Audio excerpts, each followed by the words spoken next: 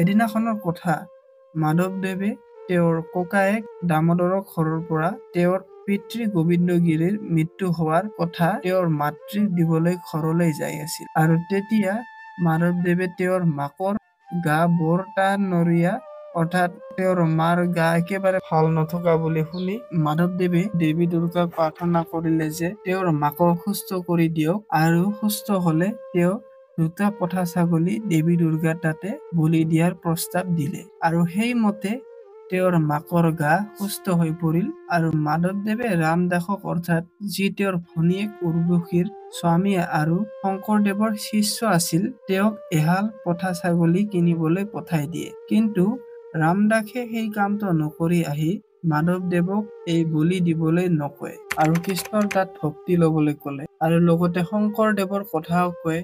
আৰু সেই শুনি মাধৱদেৱে খুব অহংকাৰেৰে ৰামদাসক কলে